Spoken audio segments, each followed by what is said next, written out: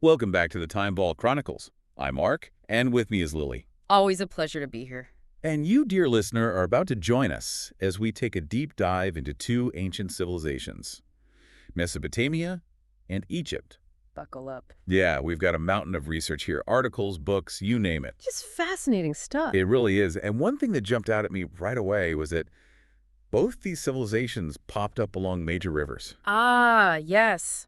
The Tigris and Euphrates in Mesopotamia. And of course, the Nile in Egypt. Makes you think about how geography really shaped their development. Those fertile river valleys, the trade routes. Absolutely. It's almost like the rivers provided the blueprint, but then each civilization took a very different path. Like when it comes to their political structures. Right, precisely.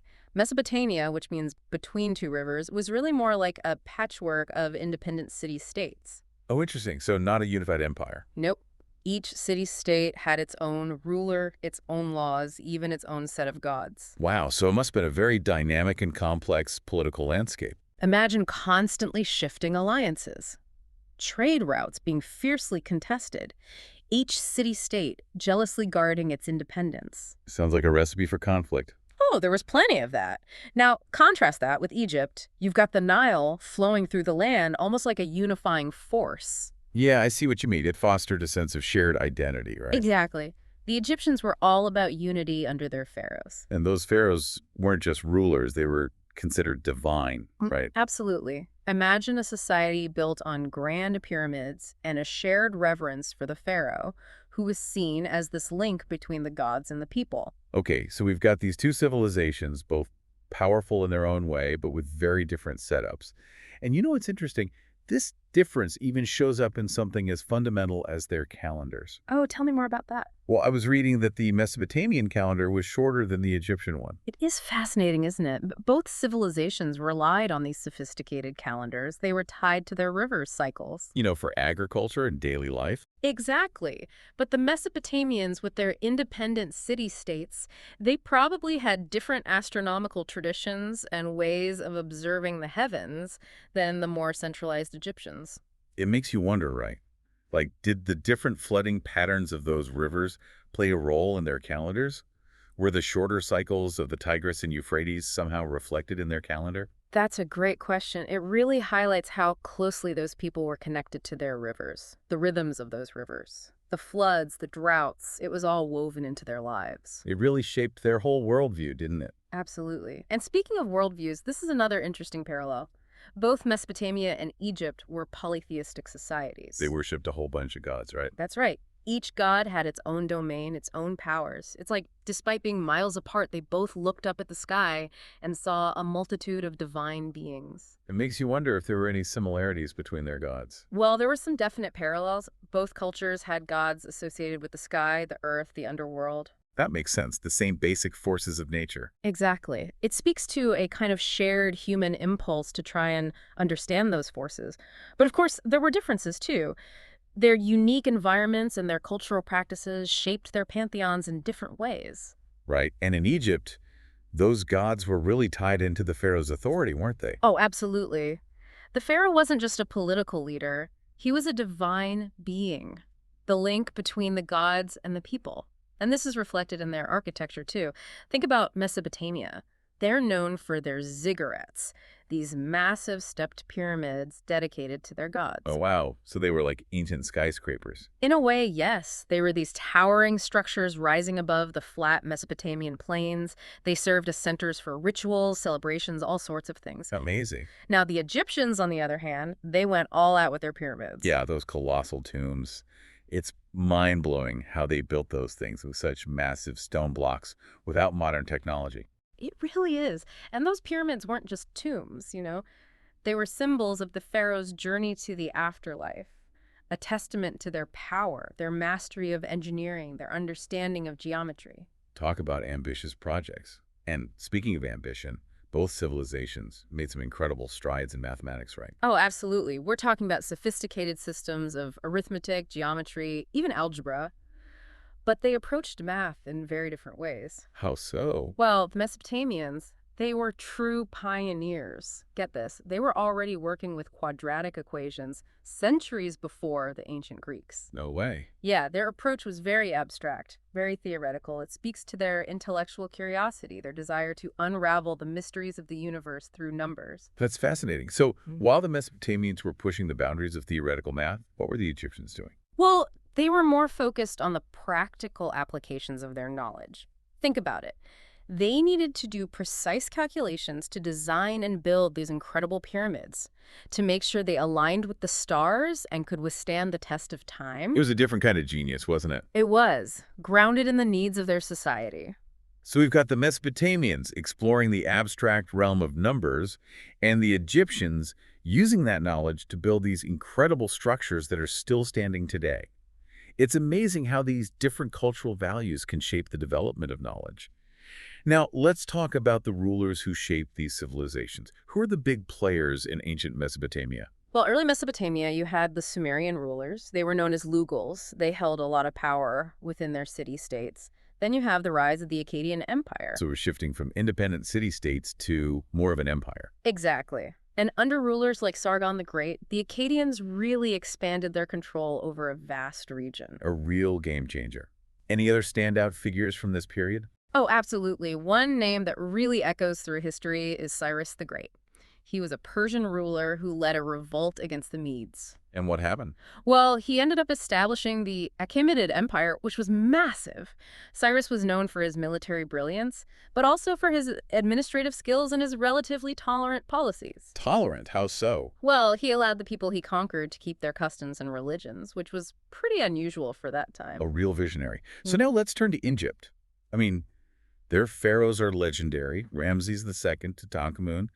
Their names are practically synonymous with ancient power. There are iconic figures, and their power was immense, both religious and political. Their reigns were marked by these grand building projects, military campaigns, elaborate rituals designed to reinforce their divine status. And speaking of interesting pharaohs, we have to talk about Alexander the Great's conquest of Egypt. Yes, Alexander the Great, the Macedonian conqueror, who pretty much swept across the ancient world. What did his rule mean for Egypt? Well, what's fascinating is that Alexander, even though he was a foreigner, he really embraced Egyptian culture. He even had himself depicted in Egyptian art, wearing pharaonic regalia, participating in their ceremonies. So he wasn't just a conqueror. He was integrating himself into their existing power structure. Exactly. Respecting their traditions. It was a very shrewd political move.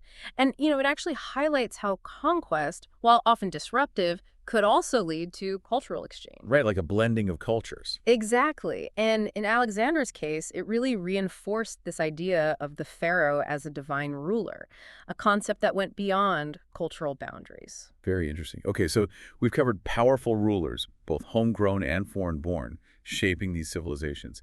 But before we move on, I want to touch on something else. The role of women in these societies. It's a complex topic, for sure. It is. But, I was surprised to find quite a bit of information about it in our research. Oh, absolutely.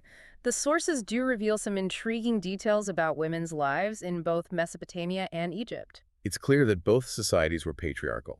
With men holding most of the power, yes. But there's evidence that women in both cultures had more rights and influence than in some other ancient societies. It's true, and it's important to acknowledge that, while being careful not to impose modern perspectives on the past. Right, of course. But for instance, in Mesopotamia, I was reading about women owning property, being involved in trade, even serving as priestesses. Which suggests they held a certain degree of spiritual authority. That's right. We have records of women engaging in legal transactions, running businesses, even participating in political life to a degree. And what about Egypt?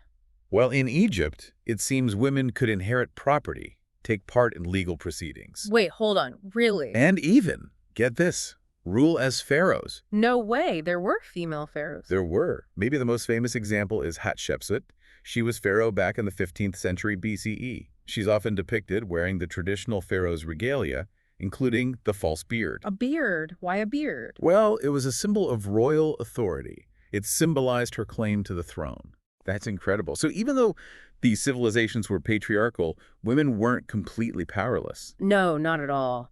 They found ways to exert their influence and achieve positions of power. That's a great point. So we've covered a lot of ground here. River systems, calendars, gods, architecture, math, powerful rulers, and even the role of women. It's amazing how two civilizations, both thriving along rivers, could be so different. It is. And it shows just how much influence geography has on the course of history. But even with all those differences, there are some fascinating parallels, too. Yeah, like both civilizations really valued knowledge, developed these complex systems of belief, and left behind legacies that we're still fascinated by today. And it makes you wonder, right? What if these two civilizations had interacted more? Exchanged ideas, competed for resources, maybe even formed alliances? That's a great question. History isn't just about the past, you know? It's about understanding the forces that have shaped our present. And those forces continue to influence our future too.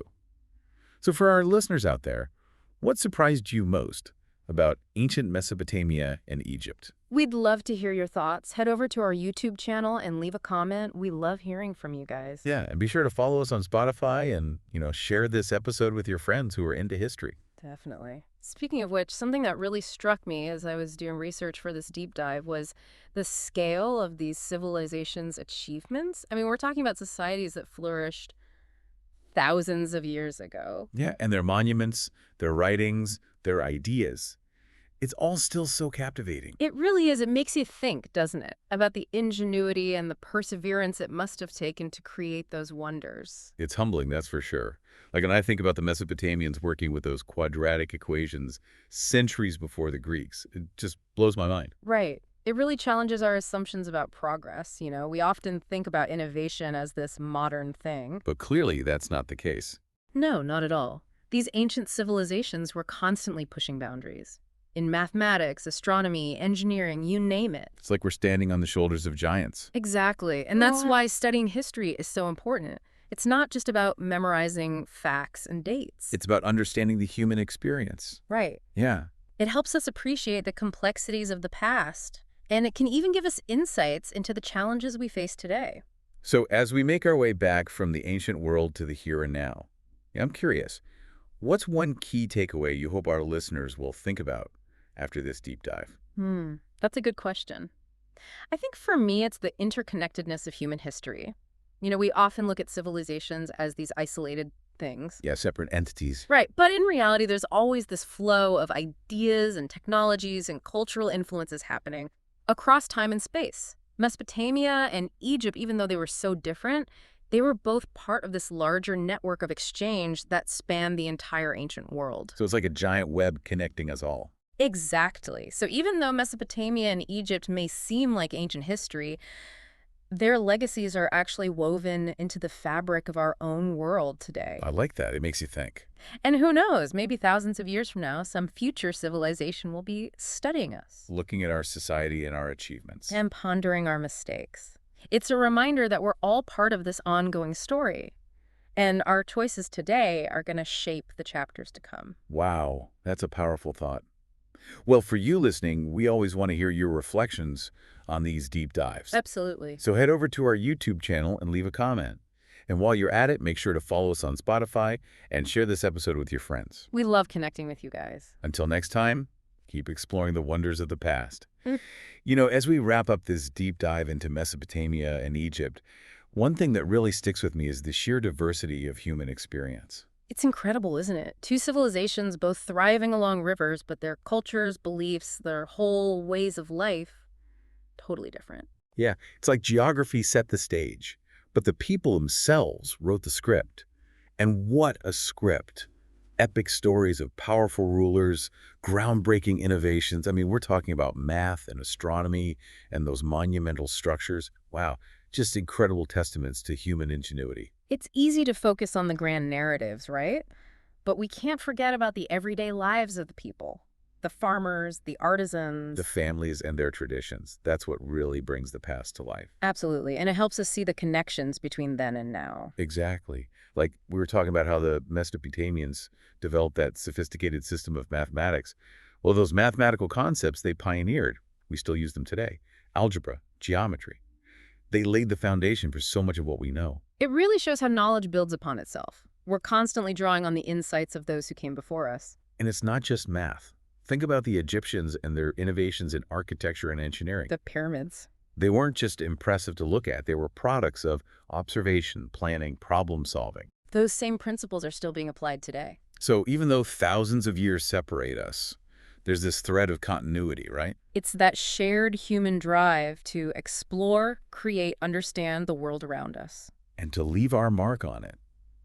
Just like the Mesopotamians and Egyptians left their legacies with their monuments, writings, artifacts, we're shaping the future too. It's a powerful thought. It is. We're all part of this huge narrative, this grand human story that stretches back through the millennia. And studying history, I think, gives us perspective. Reminds us we're part of something much bigger than ourselves. Exactly. So, as we wrap up this deep dive, we encourage you to keep exploring. Keep asking questions. Keep connecting those dots between the past, present, and future. Because history is more than just facts and dates. It's about understanding who we are. Where we came from. And where we might be going. So until next time, keep those time-traveling minds engaged. And we'll see you back here in the Time Vault. Don't forget to check out our YouTube channel for more fascinating deep dives into history. Just search for The Time Vault Chronicles. And if you enjoyed this episode, follow us on Spotify and share with your friends. Until next time, keep exploring the wonders of the past.